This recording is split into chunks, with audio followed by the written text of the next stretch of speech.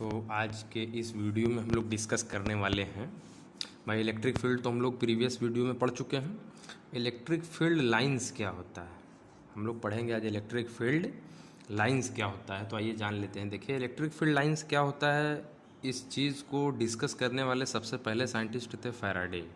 ठीक है, हम लोगों ने इलेक्ट्रिक फील्ड तो पढ़ लिया भाई, चार्ज के इर्द गिर्द जो रीजन होता है जिसमें कि कोई other charge electrostatical force of attraction या रिपल्सन एक्सपीरियंस कर लेता है, वह इलेक्ट्रिक फील्ड होता है। लेकिन इलेक्ट्रिक फील्ड लाइन क्या होता है, देखिए इसको जो है कि डिस्कस करने वाले सबसे पहले फैराडे साइंटिस्ट थे। आप लोग नाम सुने होंगे फैराडे का। तो क्या डिफिनीशन होता है, एग्जाम में पहले कैसे लिखेंगे ये देख लीजिए, इसके बाद हम आपको बता देते हैं कि इसका मतलब क्या है। देखिए an electric field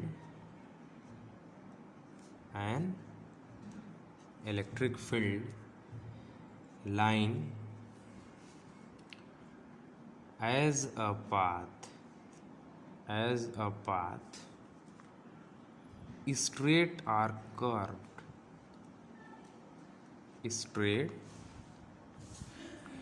or curved in electric field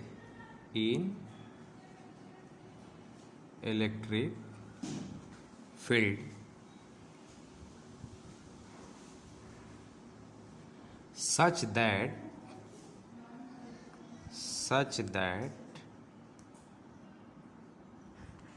tangent to it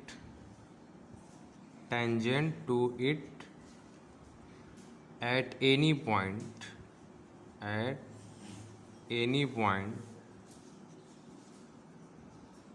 gives the direction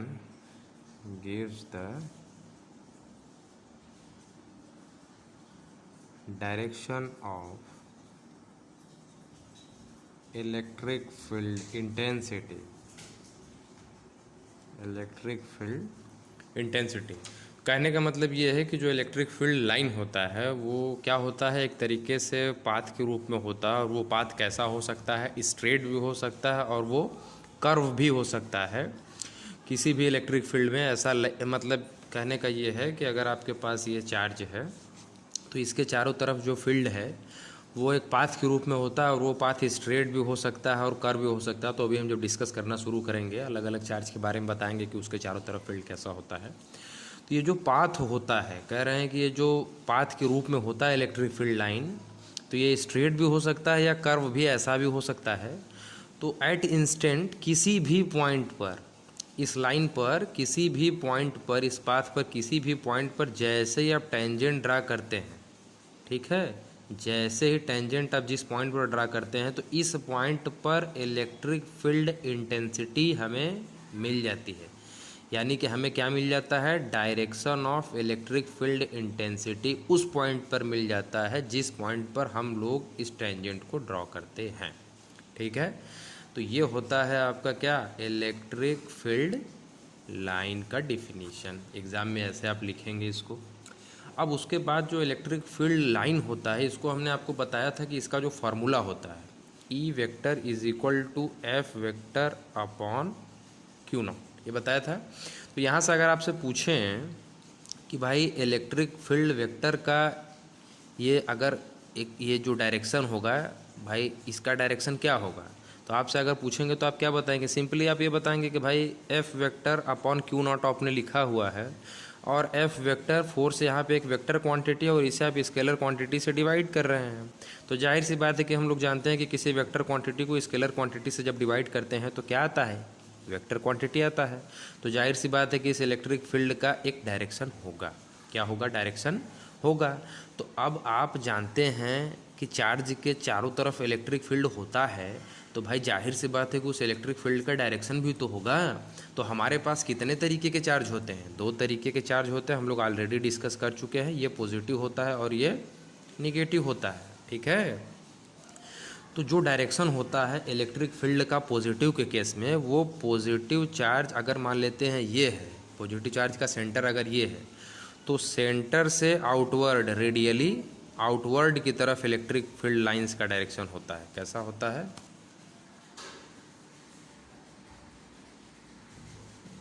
ठीक है, ये रेडियली आउटवर्ड की तरफ होता है ऐसे, और जबकि निगेटिव चार्ज के केस में क्या होता है, ये रेडियली इनवर्ड डायरेक्शन में होता है, इलेक्ट्रिक फील्ड लाइन का डायरेक्शन। ठीक है, और इसी कंसेप्ट के बेस पर हम आपको बताने वाले हैं कि पॉजिटिव चार्ज एक दूसरे को रिपेल क्यों करता है और पॉजिटिव नेगेटिव चार्ज एक दूसरे को अट्रैक्ट क्यों करता है। तो यहीं से आप समझ सकते हैं। देखिए, अगर हम ये पॉजिटिव चार्ज लेते हैं और इसके बगल में भी एक पॉजिटिव चार्ज लेते हैं, तो यहाँ पे अभी आपने क्या पढ़ा, ये रेडियली आउटवर्ड डायरेक्शन होता है इलेक्ट्रिक फील्ड का। तो अगर इलेक्ट्रिक फील्ड का डायरेक्शन आउटवर्ड है तो भाई इस चार्ज का भी तो रेडियली आउटवर्ड होला इलेक्ट्रिक फील्ड का डायरेक्शन। ये हमने बना दिया इसको ऐसा। तो देखिए, दोनों के तरफ से इलेक्ट्रिक फील्ड का डायरेक्शन जो है, इलेक्ट्रिक फील्ड लाइंस का जो डायरेक्शन वो क्या है, बाहर की तरफ है। ठीक है, और आप इस इक्वेशन को ज़रा ध्यान से देखिए, जो इलेक्ट्रिक फील्ड का डायरेक्शन वही क्या है, फोर्स का भी डायरेक्शन है। ध्यान दीजिएगा, तो जो इलेक्ट्रिक फील्ड का डायरेक्शन होगा इसका मतलब वही फोर्स का भी डायरेक्शन है। ठीक है, तो कहने का मतलब ये है कि ये वाला चार्ज इधर फोर्स लगा रहा है और ये वाला भी चार्ज इधर फोर्स लगा रहा है, तो दोनों के फोर्स का डायरेक्शन क्या हुआ, अपोजिट हुआ। तो अपोजिट होने की वजह से ये दोनों एक दूसरे का विरोध करेंगे, और विरोध करेंगे तो ये दोनों एक दूसरे से दूर दूर भागेंगे, और जब दूर दूर भागेंगे तो हम लोग क्या कहेंगे, there is repulsion is occurring, repulsion is occurring between the two charges. तो यही हम लोग कहते हैं कि पॉजिटिव चार्ज के बीच में क्या होता है, रिपल्सन होता है, या सेम चार्ज के बीच में रिपल्सन होता है। और जबकि यहीं पे अगर एक पॉजिटिव चार्ज ले लिया जाए और एक निगेटिव चार्ज ले लिया जाता है, तब इस केस में क्या होता है, यहाँ से जो इलेक्ट्रिक फील्ड निकलता है वो निगेटिव के द्वारा एक्सेप्ट कर लिया जाता है। ठीक है, क्योंकि आप यहाँ से प्रॉपर्टी देख रहे हैं कि इलेक्ट्रिक फील्ड लाइंस यहाँ से निकलता है और मानी कि रेडियली आउटवर्ड्स होता है, और जबकि निगेटिव चार्ज के केस में क्या होता है, रेडियली इनवर्ड होता है। और फिर ये इस तरीके से जाता है और ये इधर से इसके द्वारा एक्सेप्ट कर लिया जाता है। क्यों, क्योंकि फोर्स का डायरेक्शन इस केस में सेम हो जाता है। ठीक है, तो हम इसे ड्रॉ कर रहे हैं, इस तरीके से इसका फिगर बनेगा। ठीक है, तो आप देख रहे हैं अच्छी तरीके से, यहाँ पे फोर्स का डायरेक्शन सेम होने की वजह से क्या होगा, अट्रैक्शन होगा, यानी कि इधर से कोई विरोध नहीं हो रहा है। यहाँ से फोर्स जो यहाँ से इलेक्ट्रिक फील्ड लाइन निकल रही हैं वो इसमें चली जा रही हैं, इधर से जो निकल रही हैं वो इसके द्वारा एक्सेप्ट हो जा रही हैं। तो ये कारण है कि इनके बीच में क्या होता है, फोर्स ऑफ अट्रैक्शन होता है। ठीक है, अब हम लोग जो है कि क्या पढ़ने वाले हैं, properties of electric field line. Electric field line की कुछ प्रॉपर्टीज़ होती हैं। क्या प्रॉपर्टीज़ होती हैं भाई, देखिए, properties of electric field lines. देखिए, पहली प्रॉपर्टी इसकी क्या होती है, तो पहली प्रॉपर्टी तो ये होती है कि ये जो इलेक्ट्रिक फील्ड लाइंस होते हैं, ठीक है, इलेक्ट्रिक फील्ड जो लाइंस होते हैं, इसमें आपको कुछ प्रॉपर्टी पता चल चुका है। तो हम लोग वन बाय वन एक एक प्रॉपर्टी को डील करेंगे। तो देख लेते हैं क्या क्या देखिए, जो पहली प्रॉपर्टी होती है क्या होती है, electric field lines are continuous curves. पहली प्रॉपर्टी क्या होती है, electric field lines are continuous curve. कैसे कंटिन्यूअस कर्व होता है भाई, ये कह रहे हैं कि जो इलेक्ट्रिक फील्ड लाइंस होते हैं वो कंटिन्यूअस कर्व्स होते हैं। तो कैसे कर्व्स होते हैं कंटिन्यूअस कर्व, अगर आप पॉजिटिव चार्ज लेते हैं और इधर निगेटिव चार्ज लेते हैं, तो यहाँ से जो भाई चार्ज, यहाँ से जो इलेक्ट्रिक फील्ड लाइंस निकलता है वो निगेटिव में चला जाता है, इधर से जो निकलता है वो भी निगेटिव में चला जाता है, इधर से निकलता है ये भी चला जाता है, इधर से निकलता है ये भी चला जाता है। ठीक है, तो ये क्या है, कंटिन्यूअस, एक तरफ से निकल रहे हैं और दूसरे में जाके समा जा रहे हैं। ठीक है, कहीं से ब्रेक नहीं हो रहे हैं, कहीं से ये इलेक्ट्रिक फील्ड लाइन कहीं से आप देख रहे हैं ब्रेक नहीं हो रहा है। यही कारण है कि इसे हम लोग क्या कह रहे हैं, इलेक्ट्रिक फील्ड लाइंस और कंटिन्यूअस कर्व है। दूसरी प्रॉपर्टी हम लोग डील कर लेते हैं। दूसरी प्रॉपर्टी ये होती है, electrostatic fields line do not form continuous closed loop. ठीक है, तो इसको आप कैसे लिखेंगे, ऐसे लिखेंगे, electrostatic field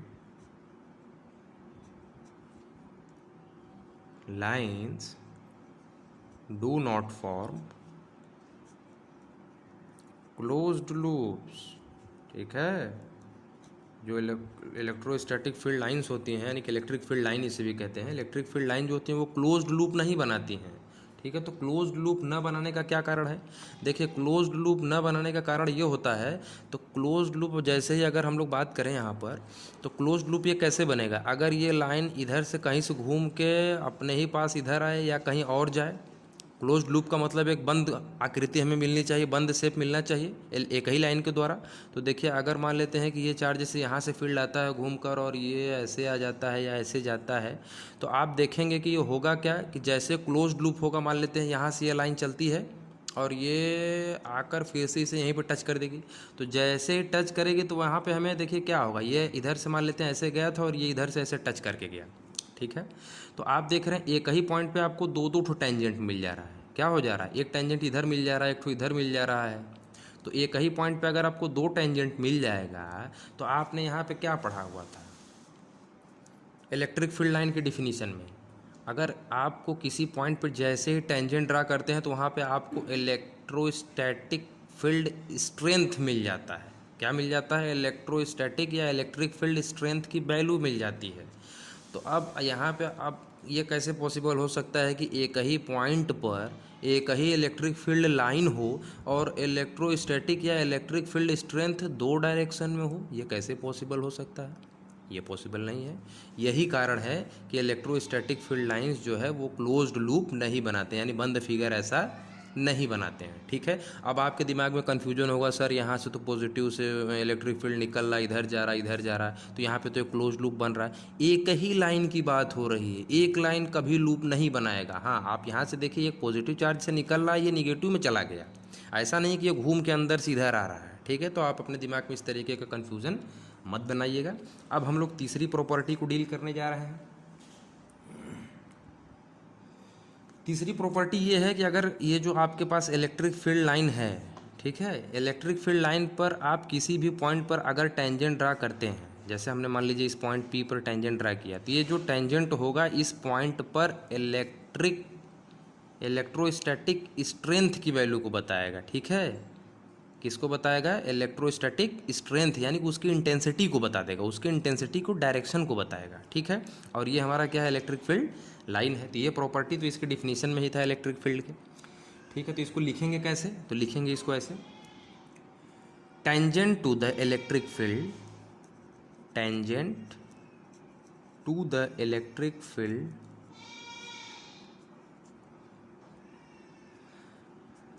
lines at any point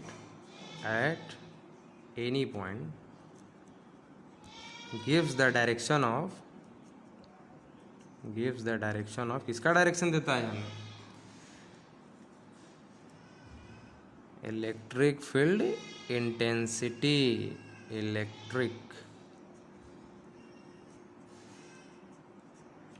field intensity का डायरेक्शन, या इसी को क्या कहते हैं, स्ट्रेंथ कहते हैं, ठीक है। ये हो गया आपका चौथा है। तो इसका बहुत प्रॉपर्टी है जो हम लोगों को मेन यूज़ में है, उसको हम लोग देख लेते हैं। अच्छा, चौथा प्रॉपर्टी ये है कि no two electric field lines can intersect each